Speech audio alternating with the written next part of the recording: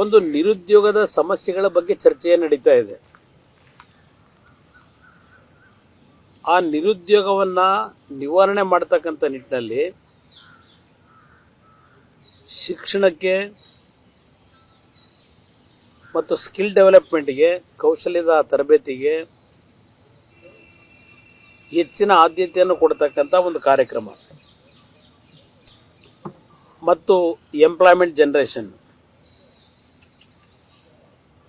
ಅದು ಮೊದಲನೆಯ ಒಂದು ಕಾರ್ಯಕ್ರಮದ ಅಡಿಯಲ್ಲಿ ಪ್ರಧಾನಮಂತ್ರಿಗಳ ಕನಸೇನಿದೆ. ಈ ಬಾರಿ ಕನಿಷ್ಠ 4 ಲಕ್ಷ ಉದ್ಯೋಗವನ್ನು ಈ ಒಂದು skill development and education and employment, ಇದು ಒಂದು ಪ್ರಮುಖವಾದಂಥ ಕಾರ್ಯಕ್ರಮ. ಆ ಕಾರ್ಯಕ್ರಮದ ಅಡಿನಲ್ಲಿ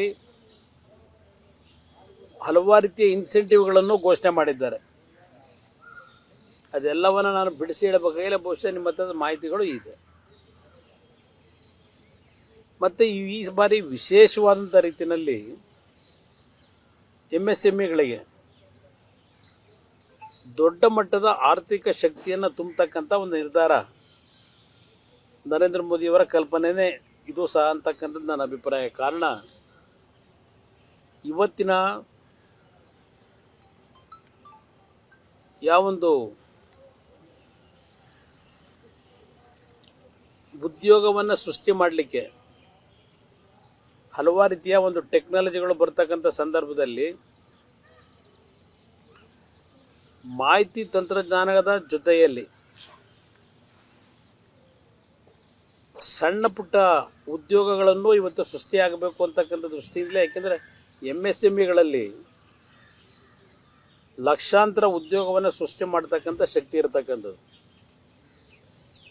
ಆ ಹಿನ್ನೆಲೆಯಲ್ಲಿ ಅವರುಗಳಿಗೆ ಆರ್ಥಿಕ ಶಕ್ತಿಯನ್ನು MSMEಗಳಿಗೆ ತುಂಬಬೇಕು ಅಂತಕ್ಕಂಥದ್ದು ಮತ್ತು ಅವರ ಒಂದು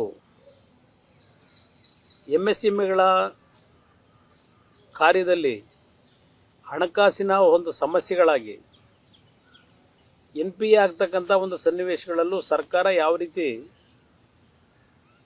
ಇವತ್ತು ಬ್ಯಾಂಕಿನ ಸಿಸ್ಟಮ್ನಲ್ಲಿ ಸಮಸ್ಯೆಗಳಿದೆ, ಅದಕ್ಕೂ ಪರಿಹಾರಗಳನ್ನು ಕಲ್ಪಿಸ್ತಕ್ಕಂಥದ್ರ ಮುಖಾಂತರ, ಆರ್ಥಿಕ ನೆರವುಗಳನ್ನು ಕೊಡೋದ್ರ ಮುಖಾಂತರ MSMEಗಳಿಗೆ ದೊಡ್ಡ ಶಕ್ತಿಯನ್ನು ತುಂಬತಕ್ಕಂಥ ಕೆಲಸ ಮಾಡಿದ್ದಾರೆ. ಅನುಕ್ಷಣದ ಸುದ್ದಿಗಳಿಗಾಗಿ ವಿಸ್ತಾರ ನ್ಯೂಸ್ ಯೂಟ್ಯೂಬ್ ಚಾನೆಲ್ ಸಬ್ಸ್ಕ್ರೈಬ್ ಮಾಡಿ. ಹೊಸ ಸುದ್ದಿಗಳ ನೋಟಿಫಿಕೇಶನ್ಗಾಗಿ ಬೆಲ್ ಐಕಾನ್ ಕ್ಲಿಕ್ ಮಾಡಿ. ಲೇಟೆಸ್ಟ್ ಅಪ್ಡೇಟ್ಸ್ಗಾಗಿ www.vistaranews.com ವೆಬ್ಸೈಟ್ಗೆ ವಿಸಿಟ್ ಮಾಡಿ. ಅಂಗೈಯಲ್ಲೇ ಜಗತ್ತಿನ ಸುದ್ದಿ ತಿಳಿಯಲು ವಿಸ್ತಾರ ನ್ಯೂಸ್ ಕನ್ನಡ ಆಪ್ ಡೌನ್ಲೋಡ್ ಮಾಡಿ.